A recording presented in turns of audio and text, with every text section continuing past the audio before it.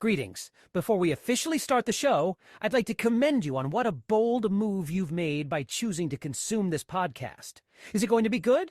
Is it going to be bad? Is it going to be weird? Well, thankfully, the answer to all three of those questions is yes. Anyway, there's probably going to be some choice language at some point, so don't say that I didn't warn you. Enjoy the show. And now, coming to you live from the tri-state area and San Francisco, California, it's the best part of Wednesday, Waffle Box, with your hosts, Mike Fish and Kush Hayes. Ooh, welcome to Waffle Box, the podcast where we talk about anything, everything, and nothing at the same time. Coming up on episode 107, I have a chin, apparently. One of the most pivotal sports has finally returned after post-pandemic shenanigans. Tom Cruise is back again. Apparently the mission is still impossible. And much, much more. I am Mike Fish, and I am joined, as always, by the main man from San Fran. It's Mr. Kush Hayes. Kush, how you doing, buddy? What's good, y'all? Kush Hayes here, coming to you from the future home of Super Bowl 60. It is the Waffle Box, the original Waffle Box, who accept no substitutes, because it is the best part of Wednesdays, and we are the People's Podcast. You do this because we love you, and we love you because we do this. So, Mike Fish, how are you doing today, buddy? I'm wonderful. I feel like I'm 20 pounds lighter right now. I can just look at my face. I have a face. Yeah, man. You've been hiding that thing for a while. Good for you. Trying to get rid of that pandemic beard. I was listening on the podcast version. I've shaved my beard off. I mean, if you are predominantly listening to the podcast version, you might have no idea I had a beard to begin with. But I used to have a big beard. Now I don't have a big beard anymore, and it's very strange looking at myself. I can see my neck as well.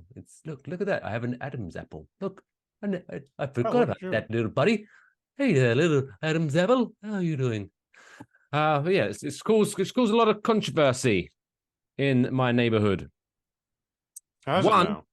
One, after I went to the barbers and he trimmed my hair, will make me look good, and then he cut my beard off, made that look good as well, if I must say so myself. Johnny Blades.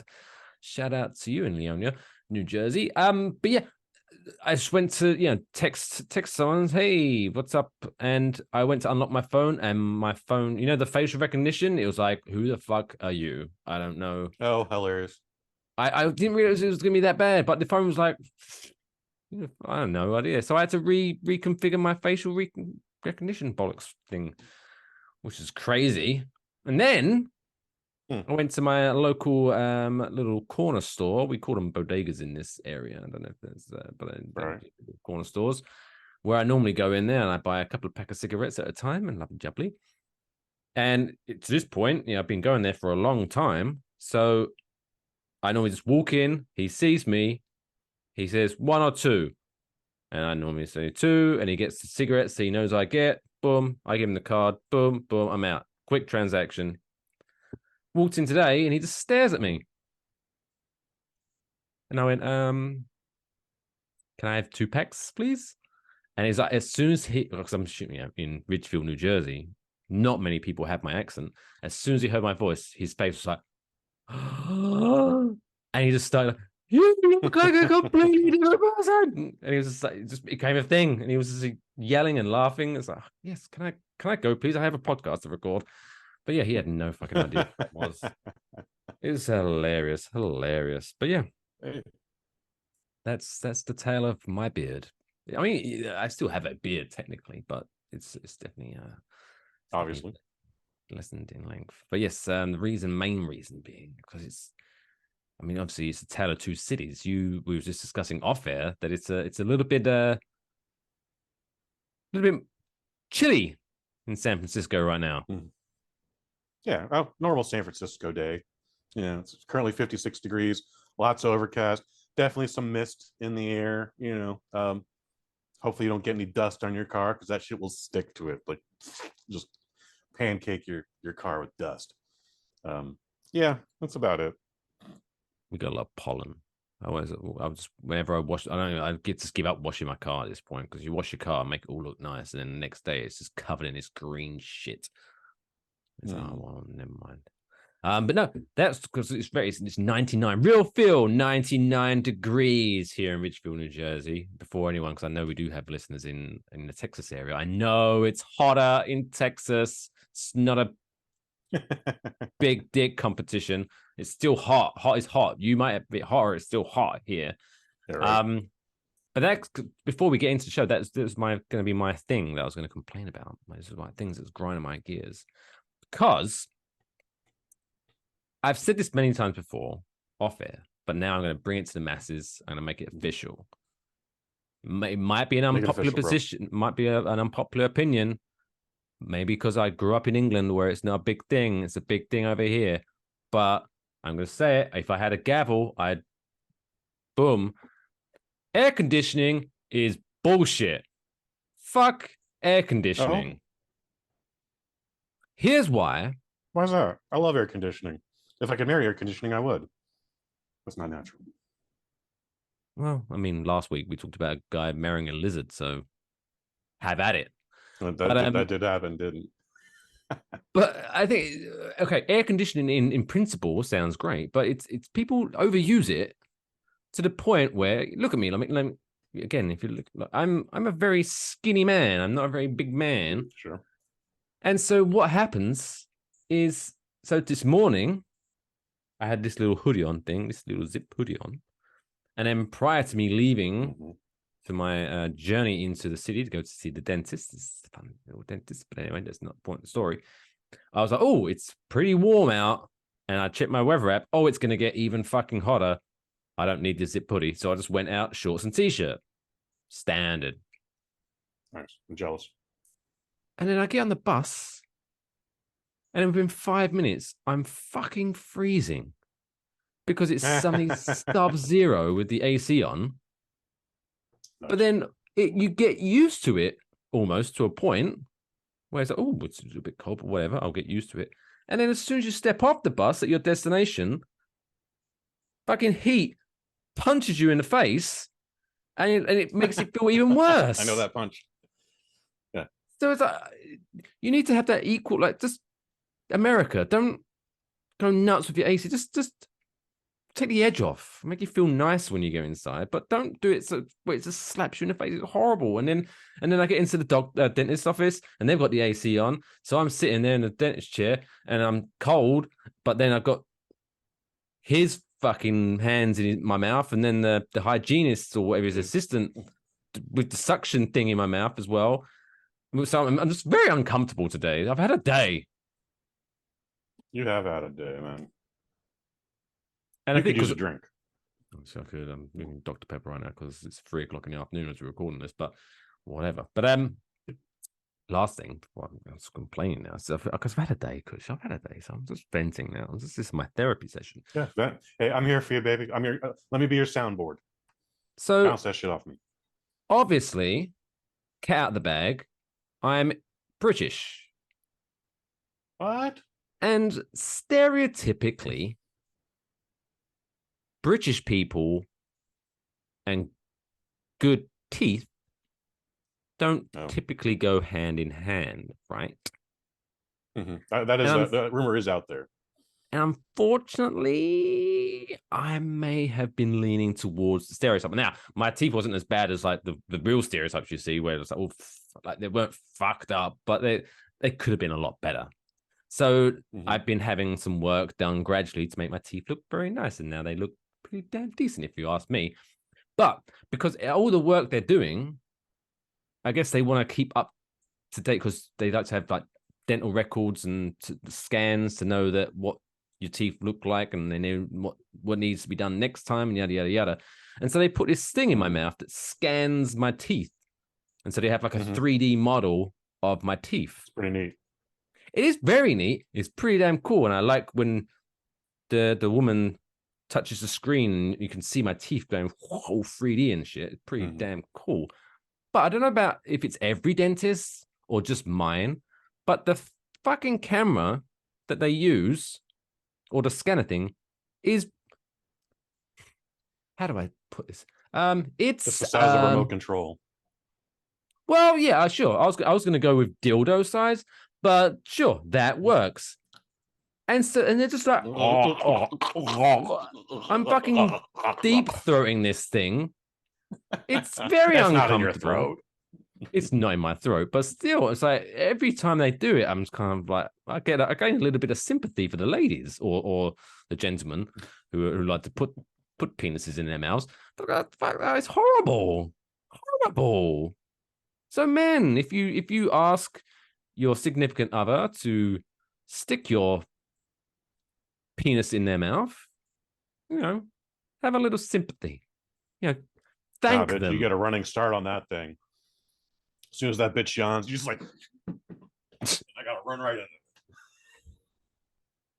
Oh, it looks like you got something in your mouth. Let me help it. Oh, what's that in your mouth? That's my penis.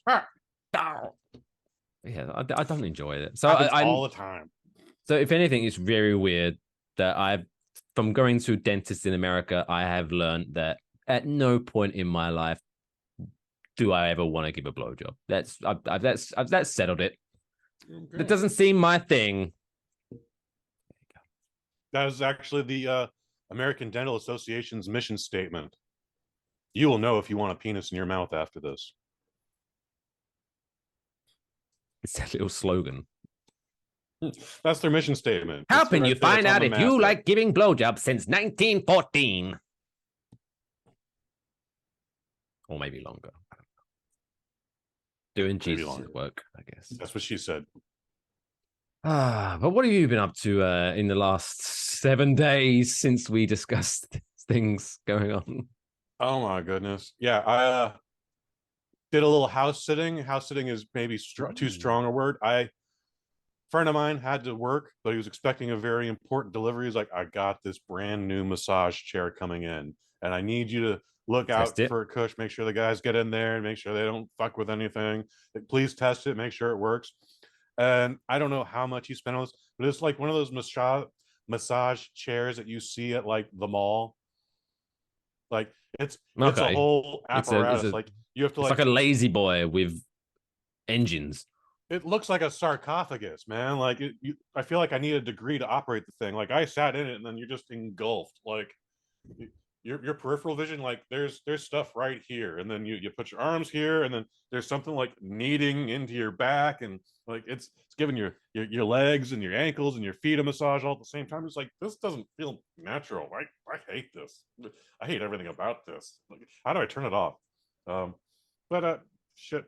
I'm happy for my friend, and I'm glad that he's enjoying his well-deserved success. But now he's also buying shit like this. So. Oh, so it's like it's gonna be one of those things that just sits there and gathers dust, and he'll use it once and then. No, it's right in front of the TV, so I'm pretty sure he's gonna sit in that thing daily. I mean, is it? Did you test it? Did you test it?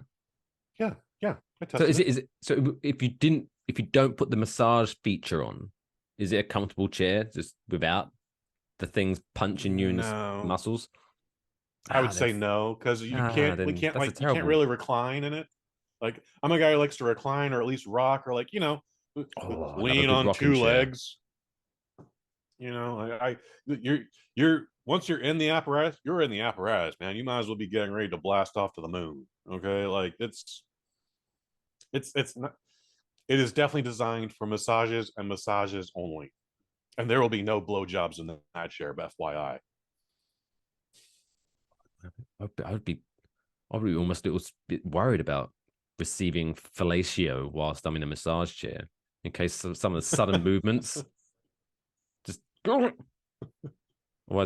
kill her or she bites on it. Well, unless she's standing off to the side and then bent over 90 degrees, you're not getting any head in that chair. I bet that diagram's not in the box. No, it is not. How funny though would it be if it was? That'd be great. After all your instructions of how to put it together. So, okay, page 12. Ideal positions to receive fellatio in this furniture. Step 1, don't. Step 2, if you have to, see step 1. Big blowjob episode. We should have done all this for episode 69. That'd have been great. Anyway, but there you go. We move on. We're here. Episode 107. My God. Where at what point numbers is fun to say before we get into top stories. Numbers like what? Like, are you if you could say if are you a 107 guy or are you a 107 guy? Oh, it depends on the situation, but I'll usually say 107. What's the situation that you'd say 107? I Great guess question. money. I would have Like, to be in the if moment. someone owed you money, you wouldn't go, you owe me Yeah. $107. That'd be weird. But I'm flashing back to a trauma in the 6th grade or grade 6 for you folks from the UK, where someone would say like, the answer to that math problem is 107, and he was like, 107. 1 is a number, O is a consonant or a vowel, and 7 is another number. You're saying Damn. 107. It's 107. Yeah, I had that They've- asshole as my 6th grade teacher. However, every would he grade have after that- accepted 107? He probably would have accepted 107. Yes. Well, maybe we reach out But to he'd him. also do that shit where like, Get him on the show. Excuse me, teacher, can I go to the bathroom? You're like, well, I don't know. Can you go to the bathroom? Like, dude, may I go to the bathroom? Yes, you may go to the bathroom now, Kush. What the fuck kind of question is that? Like, was he questioning your skills to urinate out of No, your penis? he's trying to teach you proper etiquette and proper talk, and it's just like, we don't have time for this, man. Like, I'm gonna piss all the floor right now if you don't just let me go to the bathroom. Like, I don't know. Can you go to the bathroom? Like, Dude, this is I go to the algebra bathroom, class. teacher. Trying to teach me life lessons or some shit, man. God, what a dick. What a dick. Yeah. Speaking of dicks, Lathan is in the booth as always. Ooh. No offense. No I wonder if offense. he's getting a blowjob. I doubt it. But Lathan, how you been? What's up? How's you been your week? Hey guys, since Wham has a documentary on Netflix Yeah. right now, I thought now I would do. be a perfect time to remind people to put some goddamn respect on Andrew Ridgeley's name. That man helped George Michael become the man he became and had a fucking amazing head of hair. That he did. That he did. Do you know what? What have you seen the documentary? Have you seen the Wham documentary on Netflix? I'm not even familiar with it now. Oh, it's actually very good. It's very good. It's like sliced together of like obviously what they called file footage or archive footage. There we go. And it's Okay. also spliced together with old interview clips. So it's like George Michael is narrating his own documentary, even though he's dead, Okay. which is insane. And it's really well done. It's very Okay. well done. That's right. He did that. So yeah, check that out. Check that out if you're a Wham fan. And it's specifically about Wham. Specifically about the formation of the band, like them two Okay. meeting, the formation, and then their farewell concert, and then they talk about like they broke up, and then documentary ends. It's just Wham only. The 70s and the 80s, while such a homophobic time, was also such an ignorant time. Like you saw a guy like George Michael, and you saw a guy, a dude from Queen whose name is blanking. I'm right now. Freddie Mercury. And you'd be like, that dude gets all the fucking chicks, bro. Like he fucking like him and the dude from Judas Priest. They're all just pussy hounds, man. They just go out there and they just bang, bang, bang, bang, bang, bang, bang. Nope. They all enjoy penises in their mouth. They enjoy getting their teeth scanned at the dentist. Is that a euphemism for blowjobs? Yeah, I went to the club last night, Mike Fish, and I totally scanned some chick's teeth. It was amazing. Well, I guess with 2023 eyes, it's one of those things is like, oh, and people had no idea George Michael was gay, and you're like, really? No clue. You see it Like- now, and you're like, of course. Like, but also, it was the 80s, so like a man wearing a crop top like wasn't unusual. It was like, it's the 80s, whatever. Like it's weird because not that there is a like typical look for a gay man, or but the gaydar at this point is pretty good, right? Generally, Because there's some people. Generally. Because I remember a few years back when someone came up to me, and this is the weird thing. Not to get too deep in this, but I always find it weird that when someone like I guess comes out, that people have to like, I had to tell someone. Oh my god, did you hear? This person's gay. They have to like tell me like, I don't know, okay, cool. But yeah, I remember someone coming up to me, he's like, oh, did you hear? Ricky Martin's gay, and he was one of those. I was like. Yeah, I imagine. I bet he is. Yeah, sure. Not surprising. Did I ever tell you that my mom's a big thing? I remember a girlfriend. I bet she's never trying to listened to this. convince me like Ricky Martin is so gay, and I'm like, how do you know? I don't know. He seems to be like the ladies love him. Like, why wouldn't he be loving the ladies? Like, sure, he's a dancer. Whatever. He's Hispanic. They all dance. I don't see what the issue is. And then sure enough, oh, gay. Gay as the day is long, and good for him. FYI. We're happy for Ricky Martin if he's happy. I just had a theory. Maybe that's why there's so many homophobic men in this world. Because I bet typically, not all of them, Break it down. but I bet typically homophobic men come from the age where they're growing up and they hardly had any women. They couldn't get the ladies. And so when they see like a George Michael or Ricky Martin, two gorgeous looking fellas, and they find out they're gay, it's almost like that they're just mad at them. It's like, you could have so much women and you're wasting this, and I couldn't get any. Maybe that's it. Maybe. I think I've stumbled across I think the comes from. It's weird how coming out gay as a musician will either enhance your career or destroy it. There was a young gentleman in the 90s named Tevin Campbell. Again, sings love songs, R&B. Can we talk for a minute? Oh, that's a great song. He does that whole thing. Sure enough, it's a great song, right? And it had that good, like, the good vibe of like, this would have been amazing in the Ghostbusters 2 soundtrack. Ghostbusters 2 soundtrack had a vibe. Ooh. Ghostbusters 2 soundtrack better than the movie. Anyways, Mr. Campbell actually got caught at a truck stop or whatever public bathroom with his penis in a man's mouth.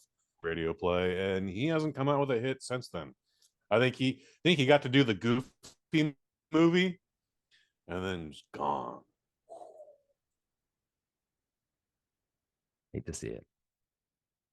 We'll just wait there for Kush to reconnect. You look like a blurry gangster right now.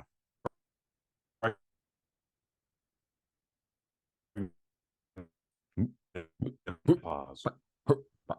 Youth program counselor. No. I mean, you're coming in loud and clear. I'm having no issues on this end here. Just because my internet's good. Fix your internet, Kush. Oh, that is correct. Kush Get is good, internet. Get good.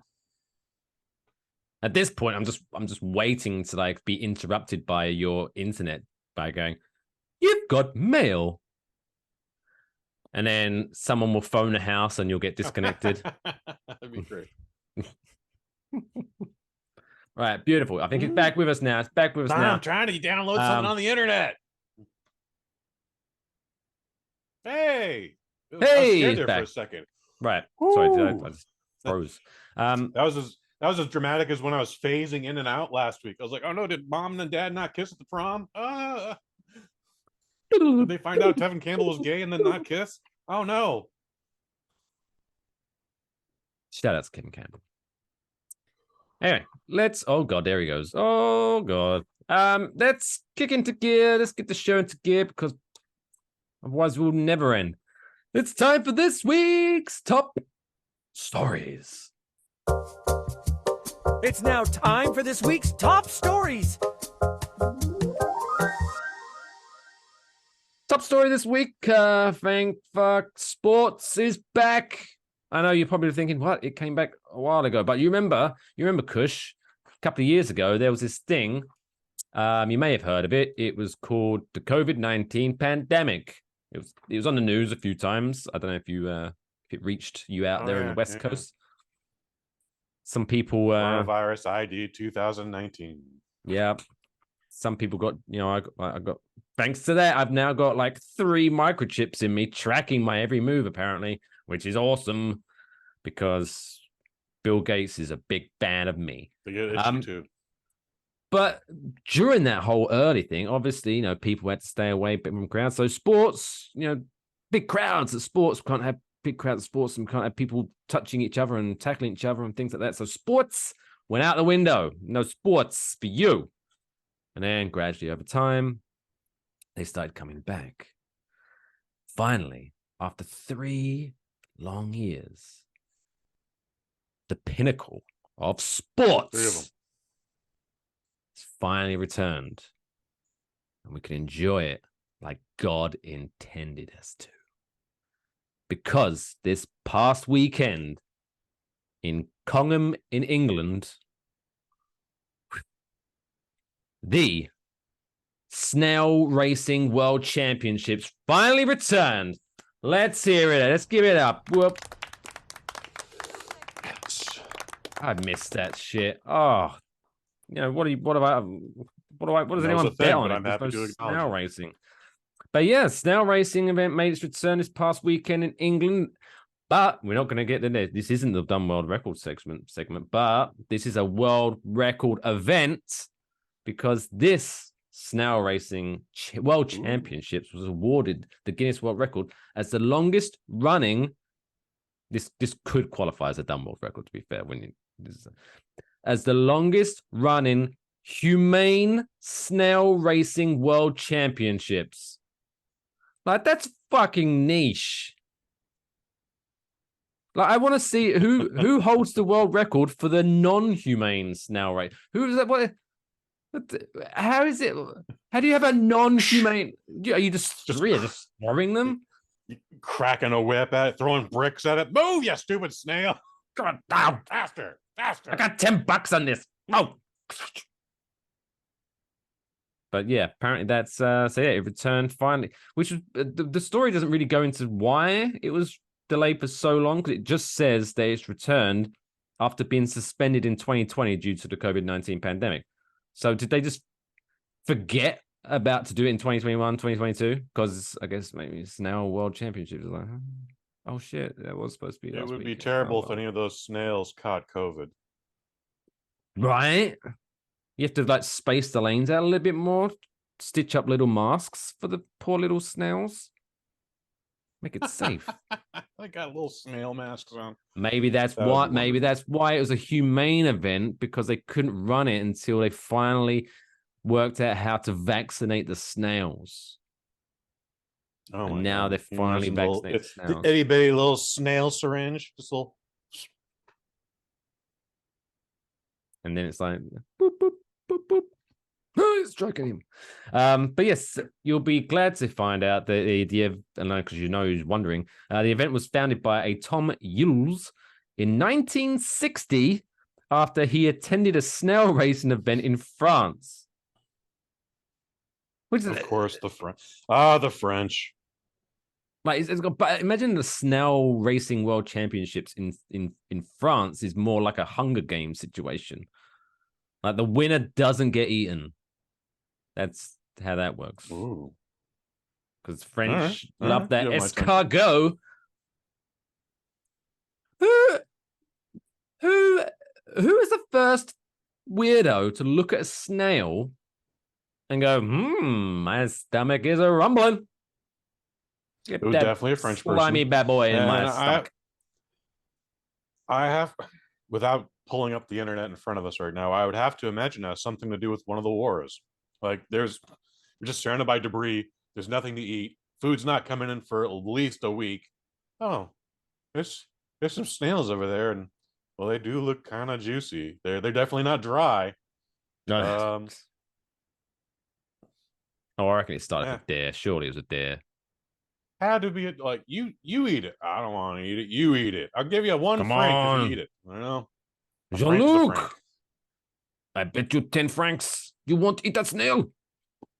10 whole francs. Wow. Ooh, look at Uncle Money. Look at Monsieur Moneybags over here. It's a lot of money back in them days, in the 19 thingsies. So yes, Guinness World Records has now named the annual event the longest running humane snail racing world championship. The race features snails attempting to cover a distance of 13 inches. So I imagine not a big crowd watching this. Maybe like 2 people gathered around it. Guess what is the world records? Because we know, like Usain Bolt, 100 meters in like 9 point whatever fucking seconds. How long do you reckon the fastest snail was to cover 13 inches? For reference, 13 inches is the average size of a liar's penis. So a liar's penis. Good. Well said, sir. Well said. You know what? 20 minutes. 20 minutes? I think I'm still wrong. To get 13 inches for a snail. Archie was the name of the snail. In 1995, covered 13 inches in 22 seconds. Shut up. Did they put a fucking rocket up his ass? I don't know where a snail's ass is, but 22, that's pretty... That's what was that, like 0.6 of an inch per second? Well, actually, no, that's pretty average now. Well, I guess it's not average now, basically. It's the world record fastest stuff, but yeah, no. 20 minutes. But there you go. Archie. Shout out to Archie. So yeah, thank you. I'm sure it'll be on like ESPN Plus at some point. Everything's on that fucking channel. So the World Snail Racing World Championships return this past Sunday. Catch it on demand on something. Next story is humans. Humans are dicks. And a zoo in Toronto, specifically the Toronto Zoo. So I'm going to assume maybe there's only one zoo in Toronto. This is ridiculous, right? Oh, wait, sorry. Lathan's got his hand up. Did you have something to add to the snail racing? Snail racing? Why not go full hog and do the insect Olympics? Grasshopper long jump, beetle weightlifting, and... how about fucking dragonfly tennis? Dragonfly tennis, boom! I guess they'd use the wings as the rackets. I'm also picturing a dragonfly with a little sweatband on his forehead. And like a Swedish dragonfly. Yeah, and he's got a little tennis racket. No, I its wings kind of look like a fancy tennis racket. Anyway, yes. So Toronto Zoo. Thank you, Lathan, for that. Toronto Zoo. This is really weird. This is really sad that people have to say this, but the Toronto Zoo is asking visitors to help limit screen time for certain primates by refraining from showing cell phone videos to the gorillas. Oh. I didn't know that was a thing people were doing. So the zoo posted signs outside the gorilla enclosure asking visitors not to use their phones to show photos or videos to the gorillas, quote, as some content can be upsetting and affect their relationships and behavior within the family. So, okay. But yeah, who is so lonely that you go to the zoo and like, oh, that gorilla over there, I reckon they would really be interested in this puppy video that I found online. They might be. Like, hey, that's you. That's you, bro. He's in Jungle Book. Look. Who's Jim? Why are you doing this? Like, I've been to several zoos in my lifetime. At no point have I thought, yeah, I really appreciate this photo. Fucking weirdos out there, man. Like, you have to have signs up for everything. Like, just don't shit your pants. Oh, thank you, sign. Thank you. Oh, I mean, that's an important sign. That sign should be everywhere, honestly. But so Holly Ross, a behavioral husbandry supervisor, which is a really interesting job title. That's an interesting title. Yeah. Said, quote, "We just want the gorillas to be able to be gorillas." I mean, that's a fair request, I guess. Okay. Yeah, sure. We've had a lot of members and guests that actually will put their phones up to the glass and show them videos. And Nasir, who's one of the gorillas, is so into the videos. Oh, it was causing him to be distracted and not interacting with the other gorillas. And being a gorilla, he was just so enthralled with the gadgets and the phones and the videos. What videos are they possibly showing him? I'm sure we've asked that 2 or 3 times now, but like honestly, yeah, Doesn't say. But were yeah, kids assholes in the UK when you went to the zoo as a child on a field trip? Like, the teachers would specifically say, "Do not taunt the gorillas," and then maybe we wouldn't, but some other class didn't get the message, so we would see kids taunting the gorillas, and guess what? The gorillas would get mad, and then they would just start picking up clumpfuls of shit and throwing it at children. Which is a perfect. I think that should be normalized for all. Because we're very connected to the gorillas on a DNA level. There's not much different. Was it like 98% we share DNA with apes and chimps and gorillas and all that stuff? And it's very close. I think we should normalize that. We haven't evolved that much. Who are we? We're not too big for that. If a kid is acting annoying, I should be able to throw my shit at him. It'll teach him a lesson, I think. Why not? Just saying. So yeah. Just saying. Stop showing you fucking. I'm guessing that didn't happen at the London Zoo. No, I was fortunate enough to not have any shit thrown at me. I've so far 37 years on this earth, I've avoided other people's shit or other primate shit. Well, children in the 80s and 90s in San Francisco are assholes then, because I saw a lot of shit get thrown at children on field trips.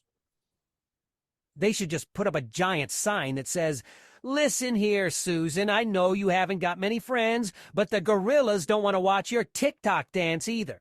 Give it a rest and get a fucking real job, honey." Damn. Lathan. Oh, lean into that. Whoa. A real job, honey. Yeah, man. Yeah, it's definitely sassy. He's on one day. We woke him up early. I bet he's not a morning person. But yeah, not. Just take if you want, take pictures of the gorillas, but don't. Or maybe that's it. Maybe that's it. Instead of taking a picture of the gorillas, and the gorillas like, whoa. Did you get my good side? Show me that. No, retake it. No. It probably had to be something stupid like, "I'm gonna take a selfie now with this gorilla," and then the gorilla like, "Ooh, screen. What's on screen? Screen." And I'm like, "Oh, you want to look at the screen? Here, look at the screen. Look at that. Oh, look at this handsome bastard." Because the only thing that worries me is the things where it says some content can be upsetting. Right, so what? It's showing like porn. Yeah, again, my mind went there also. That people are fuckheads, so they probably are showing the gorillas porn, right? So, all relates back to last week. So maybe it's the people from last week who are the ones who are into the Tijuana Donkey Show, trying to get the gorillas turned on. Anyway. I don't know if I approve of that. No, I imagine gorilla sex is very violent and aggressive. Yes. But there you go. Stop showing videos to the chimps. Just let them be chimps. All right. Otherwise, I'll throw shit at you. Let's move on. We've already spoke about one Guinness World Record. Ooh, let's move on to another in this week's Dumb World Record of the Week. Why? Why? Why would I? Why? Why? Why? Why? Why? Why?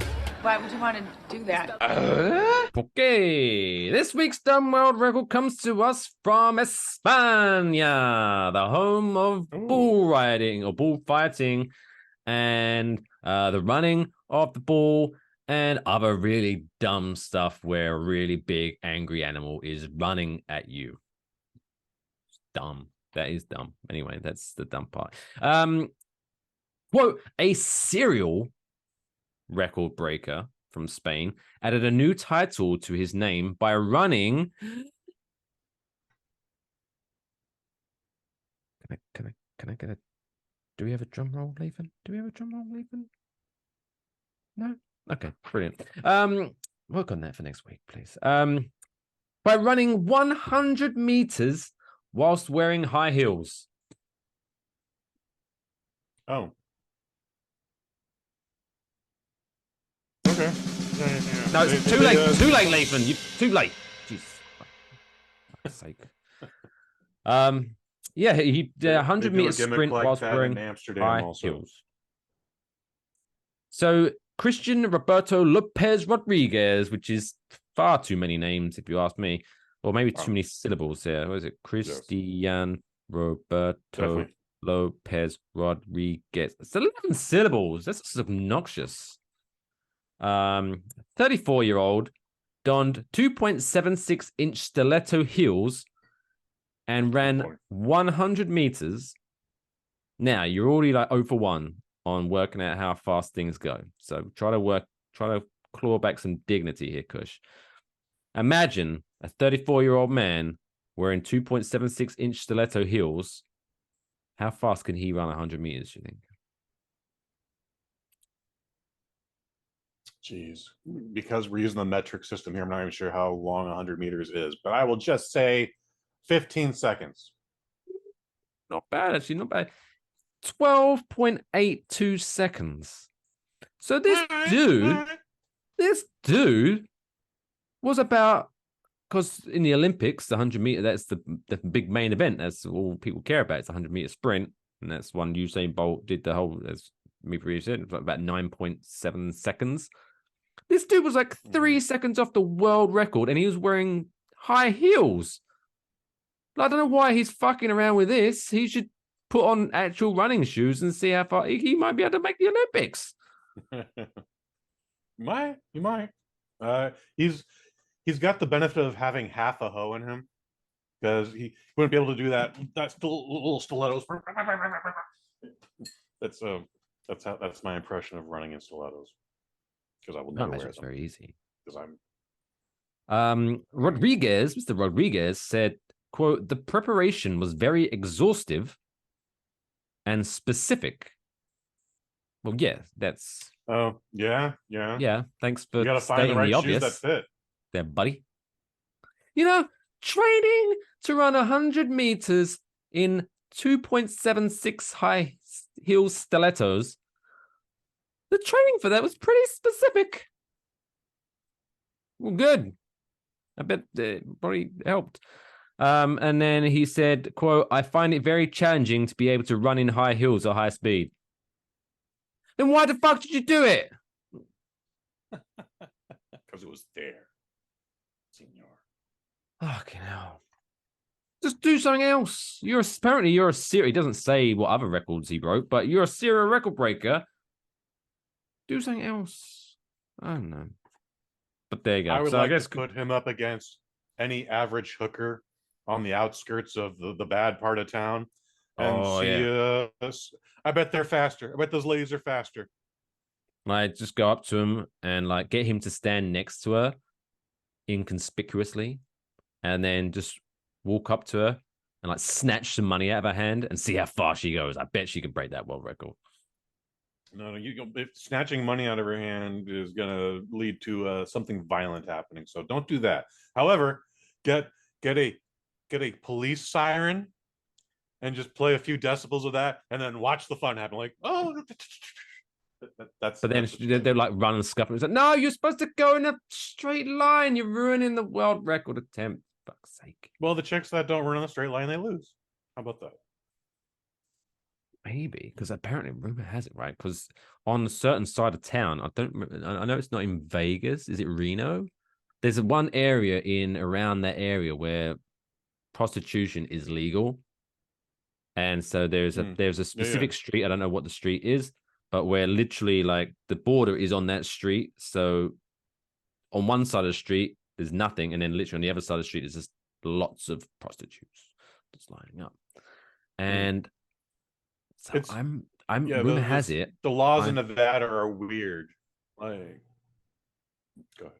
But rumor has it, I'm might be going to Las Vegas for Thanksgiving this year. Maybe I can try to find someone to break this world record.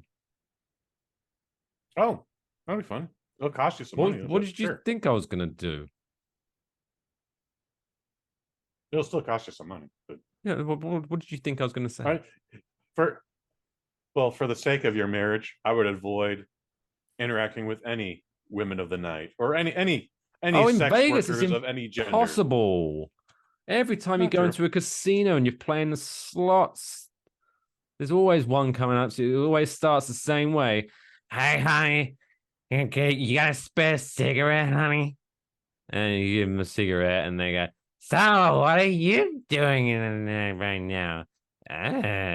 Would you like to inspect my teeth?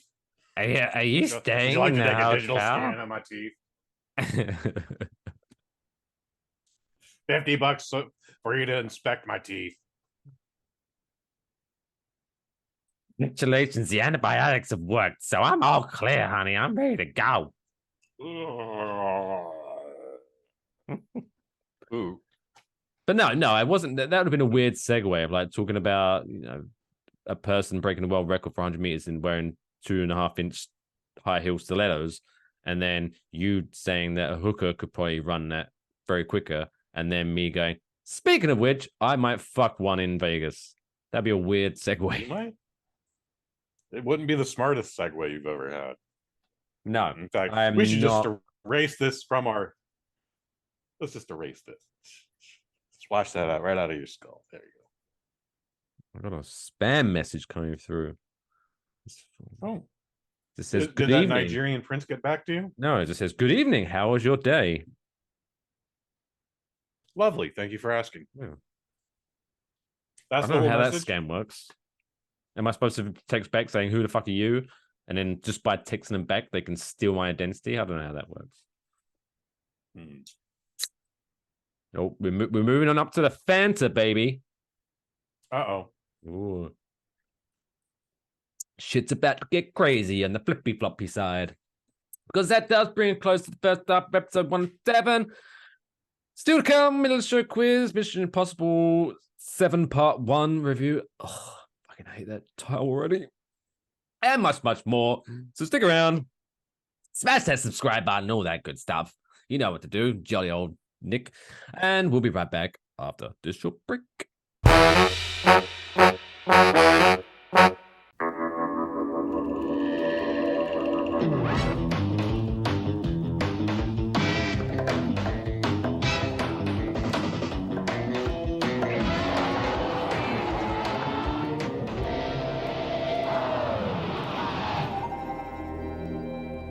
The moral of the story?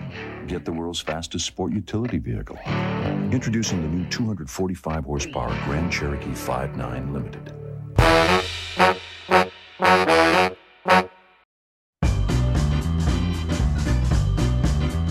It's now time for the middle of the show quiz. Hey, welcome back to Waffle Box. Episode 107. 107, not 107. It's, yeah. Still to come. We got Mission Impossible, movie review, and much, much more. But it's the middle of the show, so it's perfect time, if you ask me, for the middle of the show quiz. What I do here is ask Kush 5 questions, and 5 only. respect the exercise. And he actually has to try to get all 5 out of 5 for a clean sweep, but if not, 3 out of 5 for the win. If he gets a question right, he hears this noise, which eventually will make him happy. Someday, Unfortunately, maybe. if he gets a question wrong, he hears this noise. It makes him say, So yeah, this I'm week, a sad boy. So last week we ventured into the IMDb top 250 TV shows, and we played higher and lower. It's fantastic. If you didn't check it out, go back to episode 106. But this time, what I didn't realize, if you click on IMDb, if you click on the TV shows, it has a little synopsis, a very like a 1-sentence synopsis. So what I did here is I picked 5 TV shows from the top 250. 5 of them. And I have plucked their IMDb synopsis. And so I'm going to read the synopsis to you, and you have to try to guess which TV show I'm talking about. That's fun. Now, I'm either going to destroy this or I'm going to be destroyed by this. Now, little disclaimer. Some of the descriptions, the synopsis, I have to change some of them because some of them just blatantly say, "This is a show." Mike and Carol Brady get together and don't know what to do with 6 children in one bathroom. No. So yeah, I wonder what that. Here we go. Lathan, producer Lathan, hit us with some tense music, please. Thank you. Thank you very much. TV show number 1, Mr. Hayes. That's me. A chemistry teacher diagnosed with inoperable cancer turns to manufacturing and selling drugs with a former student in order to secure his family's future. It's an easy one. I've never seen one single episode of this, but it's Breaking Bad. Correctamundo. Number 2, let's see if they get a little bit harder. All right. A mob boss deals with personal and professional issues that affect his mental state, leading him to seek professional psychiatric counseling. I haven't seen every episode of this, but I have seen most of them, and that series finale is still hilarious. At least the public reaction to it. What I'm going with is this is The Sopranos. Yeah. It did actually start with New Jersey mob boss, but I thought if that would make it even easier. But there you go. All right, Yeah. number 3. Number 3. Number trace. Noble families fight for control while an ancient enemy returns after being dormant for millennia. I did not want to like this show, and it actually had to wait 4 seasons before I finally binged it while I was going through nicotine withdrawals when I quit smoking over 9 years ago. But we are talking about Game of Thrones. Should Dude, pick more killing it. obscure ones. All right, let's see if you can go for a clean sweep. Let's see if you can. So number 4. Ordinary people find themselves in extraordinary and astounding situations, which they each try to solve in a remarkable manner.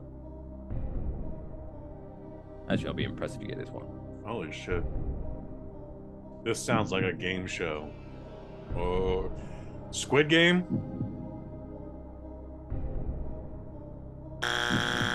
Ooh. Ah. Ooh. No, that was actually, which to be fair, when I copied and pasted this, I was like, really? This is the IMDb synopsis for The Twilight Zone. Can you repeat the synopsis then? Wow. Ordinary people find themselves in extraordinary, astounding situations, which they each try to solve in a remarkable manner. Sounds like MacGyver or something to me. Definitely sounds more like MacGyver than The Twilight Zone, which is just an anthology show. There's no specific person in The Twilight Zone outside of Rod Serling, and obviously he's dead now. Wow. I love MacGyver. For this game that we're playing, that That was a great synopsis. For IMDb, that's fucking bullshit. Every week he managed to kill terrorists with a paper. Anyway, number 5. Number 5. MacGyver? Oh. MacGyver? Okay, now we're not. Yeah. All right. So that'd been a great synopsis on IMDb. Every week, this guy kills terrorists with a paperclip. Number 5. The continuing misadventures of a neurotic New York City comedian and his equally neurotic friends.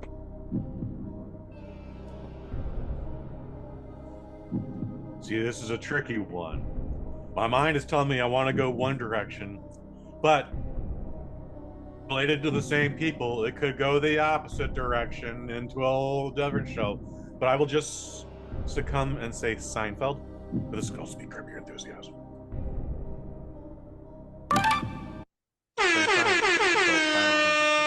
You win. Yay! Congratulations, that was Seinfeld. Man, we haven't heard that sound back in a while. Whew. I was gonna like sneak in my own one, and I was gonna do like a stand-up comedian intimidates female comedians by aggressively masturbating in their faces. But the Louis Show. Yeah. But I guess it's weird. But you know what's crazy? That show was. It wasn't bad. I remember it wasn't bad. It was a good show. It was a good show, and then he had his thing. He had his incident. Scorched from the earth, and salt poured all on the soil, so it never grows back. It's just like, oh, geez, the guy asked if he could jerk off in front of his friend. He didn't even like force on. He asked for consent. Hey, Sarah Silverman, mind if I jerk off in front of you? Like. Still a weird question. Like, you have to really know that person. They're weird people. They're weird people. Comedians are weird people. Well, there's many people I'm very, very, very, very, very, very close with. I've known them for several years, some of them a couple of decades. But even I would be like, I don't think that'd be cool if I asked them that. I agree. It would not be cool if you asked them that. But again, these are weird people. Very weird people. And guess what? Someone went, yeah, sure, Louis C.K. You want to masturbate in front of me? It's going to take like 15 seconds. Yes. Look at having in 15 seconds. It'll be fine. Oh, you're going to do it in the plant? You're going to jizz in the plant? Great. All right. The further away from me, the better. But yeah, you knock yourself out, buddy. How much money we're talking about here, Louis? Huh? No money. What? No, if Louis C.K. had come up to me and asked to masturbate in front of me, I would be like, I want some silence money, buddy. And then he'd be like, lace my palms with cash, in front of you, not sir. semen. I wasn't going to come in your hands, and I will not be paying. Good day, sir. Good day. Good day. I say good day. I say good day. Second day. Speaking of people that should be wiped from existence, it's now time for the next segment, which is the Trapdoor segment.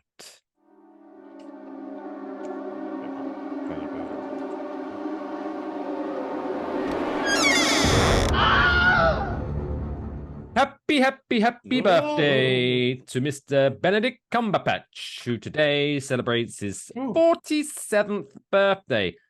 Benedict Cumberbatch is only 10 years older than me. What the fuck is going on? Who would have thought? Wow, he's only 3 years older than me, maybe 2 years older than me. Crazy. Remember when no one knew who Benedict Cumberbatch was, and then all of a sudden everybody knew who Benedict Cumberbatch was? And that works. Netflix had a lot to do with that on the Sherlock show, but like, that was the British Broadcasting Company. Nope. It was a BBC show in the UK before it hit Netflix. Okay, so he was definitely on your. He was a part of your. He was on my conversation, radar like, before. I'm sure it's before yours. Yeah. Yes. Okay. Very good. But also, he did a lot of theatre. He was a thespian. He did a lot of theatre work. As you may have heard, Mike, I see a lot of movies, and there's this company called Fathom Events. They're a small distributor, and sometimes, usually around Halloween, least the last couple of years, to be like, check out the live stage presentation of Frankenstein starring Benedict Cumberbatch. And I was like, that actually sounds pretty fucking dope. I would like to check that out. And I still haven't done it yet. But I'm sure it'll be back this October as well. I mean, that won't feature bad. But sometimes I think people should stop trying to adapt movies into Broadway shows or live action shows. Like, I keep hearing it on the radio over here. Oh, now I'm coming back to Broadway. Hey, it's the Back to the Future musicals. Oh, that sounds horrible. I don't want to. Or horribly fun. No, I bet it's fucking horrible. I would check it out. I would check out how much tickets are, and then depending on how much Broadway, there, I would probably so it's going to be something stupid. But the one thing I do appreciate in the radio commercial, what they do say is like, go to, I don't know what the website is, I'm going to make it up. So it's like, go to backtothefuturemusical.com and get your tickets yesterday. It's, get it. Go back in time and get them yesterday. That's clever. That's very funny. I know Broadway had a Rocky musical. No. Yeah, it was like, I think closer to 20 years ago now. But it got nominated for a Tony, which is Broadway's Academy Awards. Yeah. And they did a scene out of it. And guess what? These two dudes are in a ring and they're sparring. And then because you got to get that dramatic sweep, but it's a two-dimensional stage. So there's obviously not a camera flying around. They actually had stagehands surrounded by the ring and just spinning the ring around. Like, there's a lot of labor involved in it, but like you needed those guys to fucking, you needed that dramatic boxing match. Whoa, Adrian, I'm dizzy. Whoa. Well, you know, they're definitely not.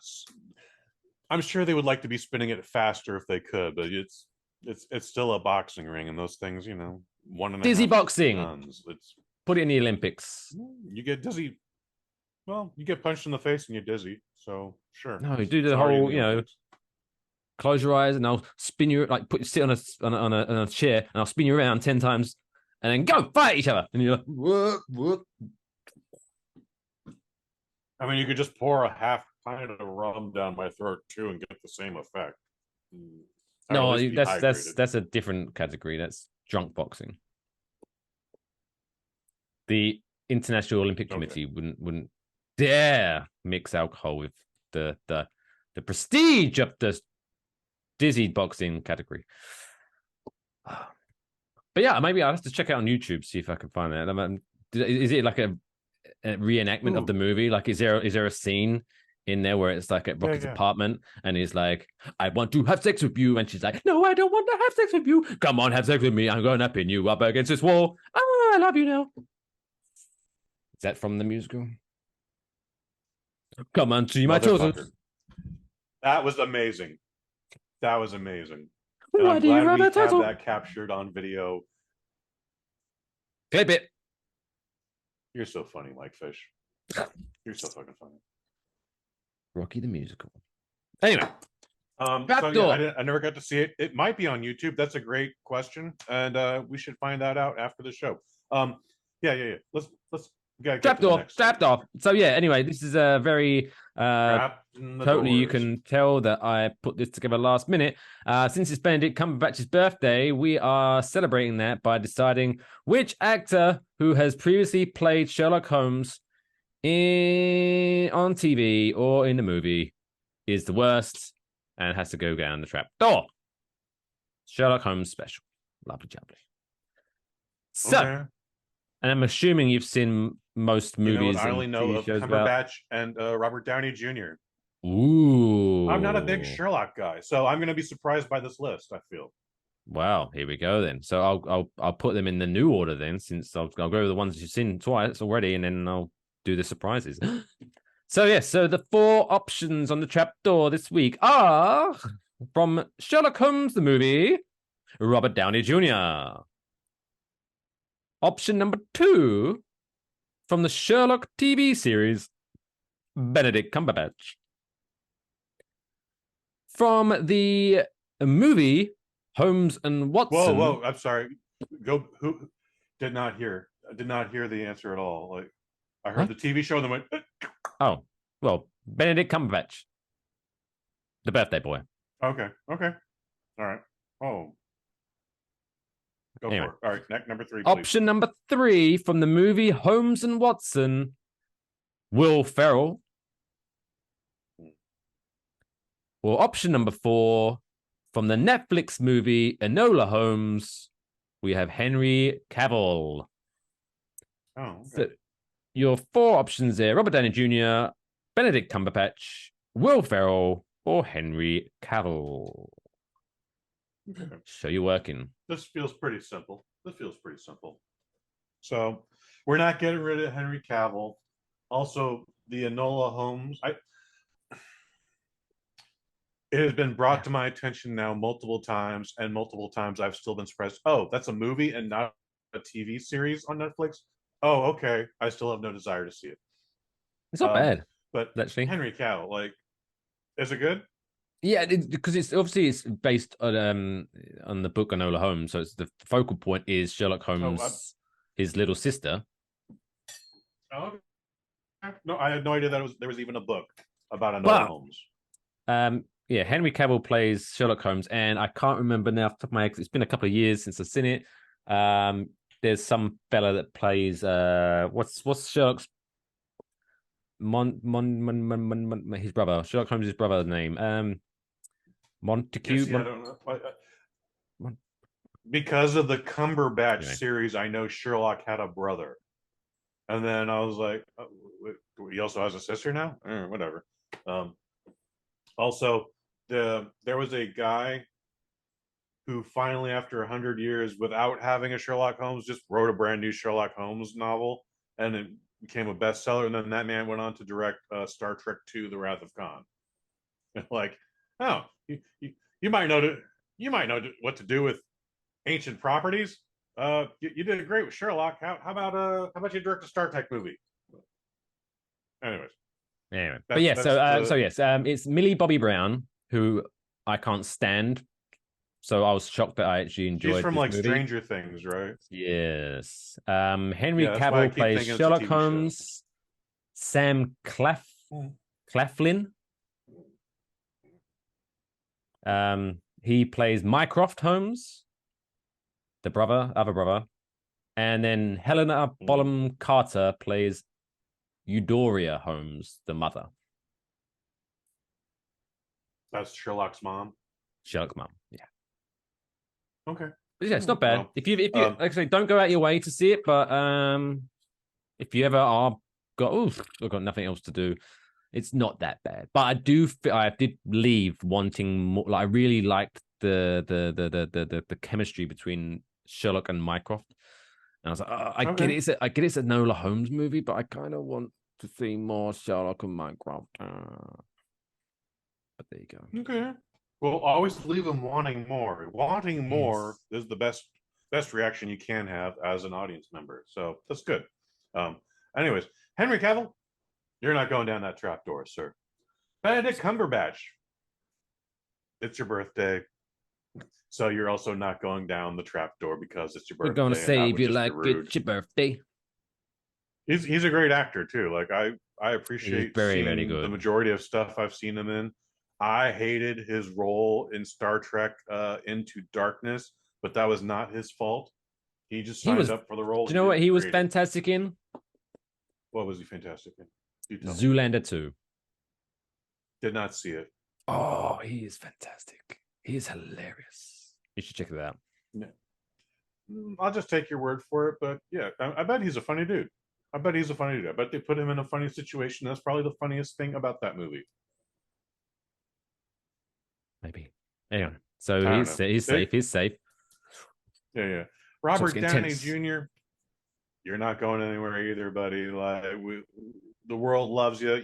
You've had quite a success story. And if I may remind the Serb Squad in the Waffle Box that there was a time where the most dangerous thing that might happen to you was Robert Downey Jr. breaking into your house. And guess what? You left the door unlocked. He didn't fucking break a window. He didn't fucking pry in with a pry bar, dude. He came into your house. He took a nap on your couch. He didn't destroy nothing. His clothes are folded neatly to the side, so when he wakes up, he can just put them back on. And if you're not a dick about it, he might even make you breakfast. All right. I do remember us That's the discussing time this. I want to return to. Who would not want Robert Downey Jr. to break into their house and take a nap? But wasn't he an alcoholic at the time? No. And aggressive drug addict. Yeah, so maybe. But that's the thing. For the sake of him, let's not go back to those times. No, for his health, let's not go back to those times. But that was a time that was really good. Again, the most dangerous thing that might happen is Robert Downey Jr. might break into your house, not disturb you again, because he's like, they don't want to deal with a drunk asshole right now, so I'm just gonna take a nap right over here. Just don't mind. Anyways, Also, this to all his comes credit, down to Robert Downey Jr. is possibly the only human being who can make a documentary about his dad's slow death and make it entertaining. I haven't seen this. Is that on Netflix? It's I don't know what. I meant to watch it, and then I didn't. There's get like around to 28 different forgot streaming that. services now, but I don't know. Yes, you were correct. But I did see it, so it's probably on. It's either on Apple TV. I don't think it's on Netflix, but it might be on Netflix, Amazon, maybe. I don't think it was on. I would Max. very much like to see it. I would very much like to see it. But yeah, it's very good. It's very good. Completely forgot it existed till you just brought it up. Will Ferrell, God bless you, sir. You are an American. You are an American, and you're you're a national treasure when it comes to comedy, sir. But when you swing and you hit big, motherfucker, you hit that shit right out of the park. But when you swing and you miss, you somehow end up smacking yourself in the head with the bat. And everyone laughs. Holmes and Watson, no, they do not. Unfortunately, they do. They're like, oh my god, that man's skull is split open and he is bleeding profusely now. That is Holmes and Watson. I still not seen it because it looked terrible. It also had the misfortune of coming out with another buddy picture, also starring John C. Reilly, Christmas, the day after Christmas, and that was the Laurel and Hardy movie. Were you familiar with that? I wasn't, but I could see him playing Laurel. Yeah. In 2016, 2017, the day after Christmas, 2 John C. Reilly films came out. One was Holmes and Watson, and the other one was Stan and Ollie, which is the name of the film. And yeah, he played, I want to say he played the skinnier one. I don't remember which one is the skinnier one. And Holmes and Watson fucked that movie up. Like, that movie was on its way to like become an Oscar nominee, and they're like, people got like, oh, that bullshit with Will Ferrell, we're not nominating that. It was like, no, it's the wrong movie, guys. Like, it's a really good movie. Like, saw it on a plane, fantastic thing. Stan and Ollie, go see Stan and Ollie. Anyway, Will Ferrell, sorry to lose you, bro. We love you, but you have to do this for the greater good. Au revoir. Oh, he's an American icon. Well, there you go. Right, we've just kind of been diving into movies and stuff like that. So why not, do full bore and talk about a new movie that's just coming out? It's now time for Kush's movie review.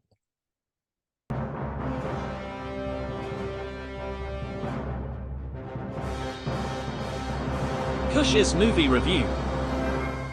Yes, Kush's movie review. Welcome. It's episode 107 of Waffle Box, Kush's movie review. If you are watching the standalone version, don't forget to hit the thumbs up button, give us a subscribe, and all that good stuff. This week on the movie review, Kush is talking about, let me read the full title, Mission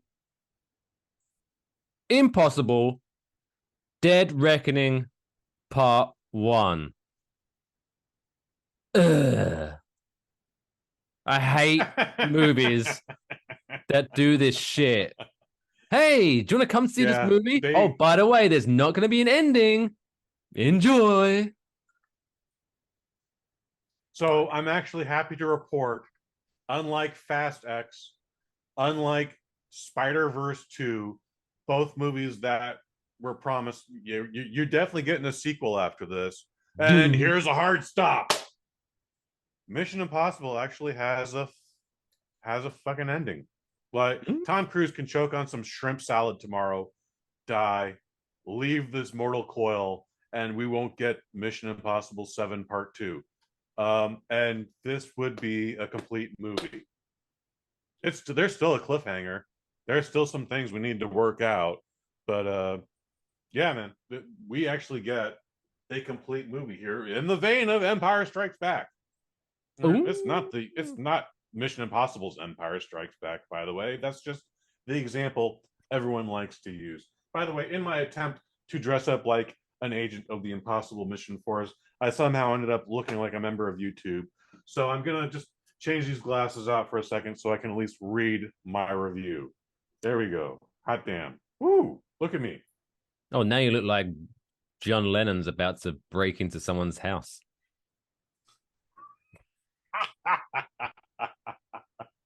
As long as Yoko isn't there, we're gonna get away scot-free because that bitch makes way too much noise. Oh no, she'll be right behind him. John, still the good stuff. Still the good stuff.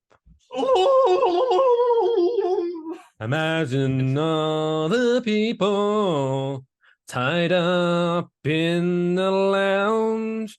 Don't call the police. Oh no. So we don't get a kidnapping charge. We wait for those fuckers to go out of town. Oh, smart. Like the Wet Bandits. Yeah. Home Alone 5. Right. Paul and John. Ooh, you want to be Paul? Sure, I'll do a little. But you make a good John. At least a Ringo. We're part of the Beatles. Let's go rub a hose. That was a terrible Liverpudlian accent. I apologize. No, it's forgotten. So this is directed and written by Christopher McQuarrie. It is also written by a man named Eric Jendrinson, and of course stars Tom Cruise, Haley Atwell, who y'all know as Captain Carter from the Captain America movies, and then Esai Morales, who most of you know as Richie Valens' brother Bob from La Bamba, all the way back in 1987. Yeah.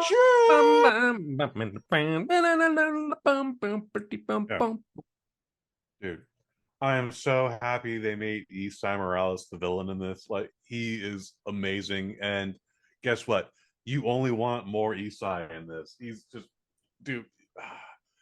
Not only is he a great villain in this, but I cannot wait for him to come back in Part 7, Part 2.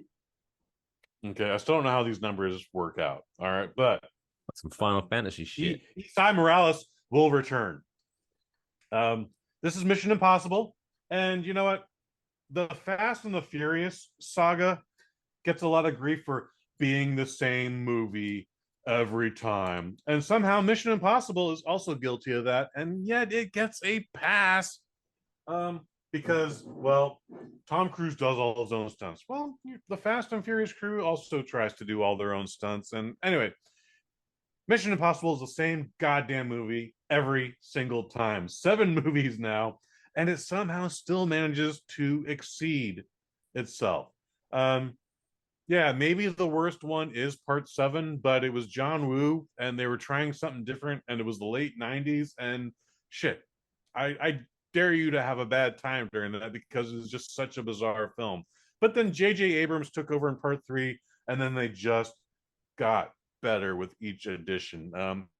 He hasn't been a part of anything since, I think, Part 5 at the latest. I think Part 5 was his last one.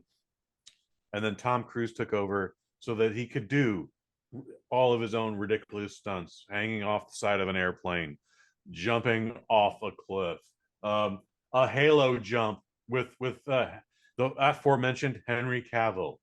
You know, they do a lot of crazy shit, and this movie again is no different. Like, in fact, this movie might be inferior stunt wise because the whole thing is that you've seen this in the commercial for the last year and a half. He rides a motorcycle off a cliff and then just free falls, and sure, he's got a parachute. The objective is for him to land on a speeding train as you do. They don't know is out of control. they spent a year prepping for that, and they still couldn't get him to land on the train. So then, out of nowhere, he just crashes through a wall, and like, hey, Oh Tom Cruise! yeah! Like, oh yeah, yeah, very Kool-Aid of you. Thank you, Mike Fish. It's a Kool-Aid cruise. There you go. There you go. So this is PG-13, and people get murked in this. There's some intense murders that happens in this, so it's still surprising this is a PG-13, but there's no blood spatter, and like we don't see people's organs falling out of their stomach. But still, 2 hours 43 minutes. Oh, this is a very long movie, and it's also it's only halfway done. Sequel. We're only halfway through it. Didn't feel a runtime. Did not feel a runtime. Was into it the entire way we went through, and yeah, man. Tom Cruise is Tom Cruise. What can't he do wrong? I'm sure he's been in. Yes, he's been in bad movies, but he's never been the worst thing about the movie. Haley Atwell, Captain Carter, feels like they're trying to set up a handing of the torch off to her, spin-offs. and there might be a spinoff, but I don't foresee that happening. I hope so, just to see Hawkeye, Twitter explode. No, my Ethan Hunt's a man. I don't want no Ethan Hunt. Why is there a woman? Why is it's PC gone mad. Well, your Ethan Hunt will still be a man. However, Grace might get her own movie after Part 7, Part 2. Highly unlikely, though. I want my spies to have a vagina. They try to do this with Jeremy Renner in like Part 5. Gone mad, Kush. Pasty gone mad. Sure. Sorry, anyway, it did work with Jeremy Renner, and he was everybody's substitute spy. It didn't work with The Bourne Legacy. It didn't work with Mission Impossible 5, whatever that thing was. So I doubt Haley Atwell is going to get. Which one was that? Was that Ghost Protocol? Maybe. They all again. Like I said, they stopped numbering them, which is fucking annoying. I hate it when they do that. They stopped numbering them after number 3. It was literally Mission Impossible 3, and then we got. It was probably Ghost Protocol. I don't remember. Doesn't matter. They're all the same. Funny story about Part 4. So we had seen that trailer for Part 4 for like months. Okay, the Kremlin explodes, and Tom Cruise is trying to outrun the explosion at the Kremlin. I went to go see Harold and Kumar Save Christmas, and someone gave me an edible. It was the size of a nickel. Okay, it was that small. Maybe it had a unit of measurement on it, like this is 100 milligrams worth of THC. I wouldn't have even known. If I could have read it, I wouldn't have even known that wasn't a good thing. But I took this little nickel-sized edible, and it kicked in immediately while I was on the bus. I was like, oh, this is like sinking in. And I'm like, oh, we're starting this adventure now. Okay, here we go. Get to the movie theater to watch Harold and Kumar Save Christmas in 3D. And I swear, I apparently left after like 10 minutes, but I thought I was in there an hour. And during the Mission Impossible 4 trailer, I went, oh no, they blew up the Kremlin! Oh shit! Someone just do something about it. Be aware of your edibles, kids. The president. They're not going to be happy about this. Anyways, this is still the same movie as it has been the last 7 films. The Ethan Hunt gets disavowed. He is doing some against the agency's wishes. He has to go chase the MacGuffin, and then ultimately saves the world with his team. And then all is well again. And they're like, "Thank you, Ethan Hunt. America and the world owes you a debt of gratitude." By the way, you can come back until the next movie. Well, if you got some time, there's another mission we need you to go. Like, But this one is still that same movie. Is really impossible. They kind of flirt with the idea of how people get recruited for the Impossible Mission Force. It's never occurred to me why Tom Cruise was on the IMF team. He's Because an he can agent. fly No, a fighter apparently jet like a motherfucker. he might be able to in this universe, but yeah, apparently Tom Cruise was a very bad man in his past. We finally kind of explore that. We flirt with the idea of that might be a thing, and then we get into this whole thing about consent. And no one made me do this. No one made me be an IMF agent. I chose to do this, and because of my unique set of skills, they offered me prison or be super sexy super agent. And I chose super sexy super agent, and I've been saving the day ever since, baby. Ving Rhames apparently went through this. Simon Pegg apparently went through this. Rebecca, a lady who's not in this movie series anymore after this movie. Spoiler alert: she went through this.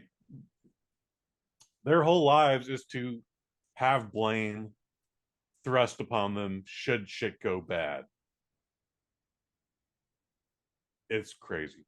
Anyways, this movie takes place on 5 of the 7 continents, multiple foreign locations. It's a great looking movie. The stunts are fantastic. The whole thing with the train at the end, dude. Yeah, again, on the edge of my seat, not because my lower back is acting up, because how the fuck are they going to get out of this? Again, Tom Cruise is doing all of his own stunts. Yeah, enjoyed the shit out of this. All 2 hours and 43 minutes of this. Did not feel the length. Snuck out to go to the bathroom once because it is that long, and old daddy likes to sip his iced tea a little bit. Anyways, strong 4 out of 5. Is it the best movie of the year? No. Is it the best movie this summer? Probably. Will I go see it again? Only to catch up with part 7, part 2. Stayed all the way through credits, not expecting an end credit scene. Just a title card saying Mission Impossible Dead Reckoning Part 2 will return next year, or date announced. Right. Nope. By the way, there was a time when we filmed sequels back to back because it's somehow cheaper that way. So I don't know why we haven't filmed. Always the best example. Full Moon used to do this also as well. Anyway, Dead Reckoning Part 2. I'm not even sure they're in production right now. This movie is going to make money. It's a fantastic film. I don't need to see it again until we see the sequel. But yeah, enjoyed the shit out of it. Again, this series only exceeds each edition. So Mission Impossible 7 Part 1, 4 out of 5. Boom. Check it out, folks. Check it out. It's crazy. What's crazy? It is honestly crazy. That it keeps, again, it's the same goddamn movie every time, and it just gets better and better. By the way, while you was reviewing the movie, 7? As I say, while you was reviewing the movie, I did go to IMDb to see if all the synopses were very similar, but they made it slightly different. And I was like, oh, that's no fun. But it would have been funny if they used the exact same wording for each movie. That would be funny. I wouldn't be surprised if they did, but I believe that they try to make this a different movie each time, but it's the same movie. It's the same movie. What was I saying? It doesn't matter anymore. That's all right. 4 out of 5. Check it out. So you're saying something about Fast and Furious. Oh, Fast and Furious 7 has the late great Dwayne Johnson. Whatever. Dwayne Johnson? Not Dwayne Johnson, the guy who died. Vin Diesel. Vin Diesel is still alive and well. Ludacris? Ludacris is also alive and well. The white guy. Clint Eastwood. Brian O'Connor. It is amazing that in this, Clint Eastwood is going up. He should be in the next one. 7. That would be great, wouldn't it? Paul Walker Rest in peace, There Paul we Walker. go. Just for me. Yeah. Paul Walker is at one point in a bus that is hanging off the side of a cliff and is threatening to fall off the cliff. And when he doesn't have to run up the outside of it, he is running up the inside of it or climbing on the outside of it. And Mission Impossible 7 does the same thing, but they're like, we're going to have 5 cars fall off this cliff. But you're still just like, oh my God, Tom Cruise might die on this one. Holy shit. Anyway. How do you think Tom Cruise dies, Mike Fish? Just to get a little morbid here. What Does he die on in set the real life or in the movies? In real life. Oh, do you think he dies on set doing a stunt, or does something stupid where like some guy was drunk driving and Tom Cruise just happened to step off the curb and get plowed, or just chokes on like some shrimp salmon? That's where I was bullshit. going. He's gonna choke on a peanut or something really dumb. Like he does all his own stunts, cheats death, and then suddenly at the age of, I don't know how old he is, he suddenly develops a peanut allergy and dies eating a salad. Shit. Didn't have his EpiPen. I hope that doesn't happen. Well, you brought it up. That we don't have. Now you're gonna make me look like the bad guy, being all morbid. No, sir. Don't you fucking project that. I don't want Tom Cruise to die, and I'm just mad that him and Jackie Chan haven't done a movie together. That's where I was going with that. Rush Hour. We're not going to have Jackie Chan too much longer here. Part 4. Ooh. Now starring Tom Cruise. We got it. At the rate they're going, Rush Hour 8 Part 4 will be like 2056. Make it happen, Hollywood. They've been talking about a Rush Hour 4 for the last 15 years. And it's just like, we're bringing this shit up again. Oh my God. It's gonna be somehow it's gonna feature Dwayne Johnson and Kevin Hart. I would love that. Make it happen, Hollywood. Make it happen. Make it happen, Hollywood, please. Okie dokie pokey. Let's wrap this week's episode up, as always, with a warm and fuzzy feeling. There you can put your The Edge glasses back on. With this week's feeling, no wonder he couldn't. I still can't find what I'm looking for. We'll take your fucking sunglasses off. You might be able to see better. Saying. Well, I don't have to read anything now. It's this week's The Edge. Thank you. The Edge. Don't push You say me. the whole thing. Because do you reckon Bono ever sang that?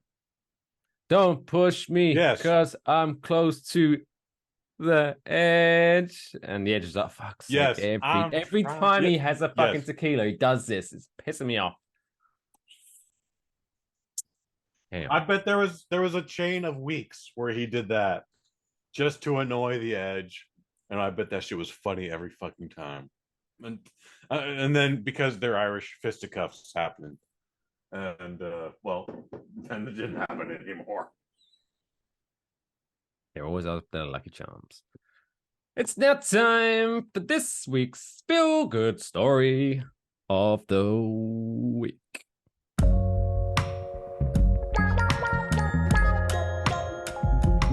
It's the coolest fucking story I've ever heard in my entire life. That's insane. Can I hear it again? This week's Feel Good Story comes to us from a place called Scarborough in Maine. A young laddie-do named Miles Roman attended this thing, right, that they call the National Night Out, which is an annual community building campaign that promotes police-community partnerships and neighborhood camaraderie, which is very nice. Quote, ever since his mother said, ever since he's always been saying he wants to be a police officer, which is very nice. This inspired him to go to Scarborough Police Department recently, and he invited them all to his birthday party. Oh. On Scarborough PD Facebook page, they wrote, quote, he dropped off an invitation inviting the entire police department. They put that in all caps for some reason, so you have to yell it. The entire police department to his birthday party. Miles' mother told us about how excited Miles was to have special guests come to his party, so of course we couldn't let him down. So the big day came, and 3 police officers. He invited the entire police department, and they said they couldn't let him down, so they sent 3 people. Anyway, so 3 officers, as well as Tucker, a police canine, or a dog, as we like to call it, and members of the town's fire department came to the party to celebrate the boy's 4th birthday. The post continued saying Miles and his friends were very excited to see the police cars, fire trucks, ambulance, and obviously canine dog, Tucker. Sergeant Flynn presented Miles with some Paw Patrol gifts. Oh, Paw Patrol. And Officer Greenleaf brought some Scarborough PD swag. I don't know why this is randomly putting all words in all capitals, but some Scarborough PD swag for Miles and his friends. Everyone had a great time at the party and enjoyed hanging out with Miles and his friends and his family.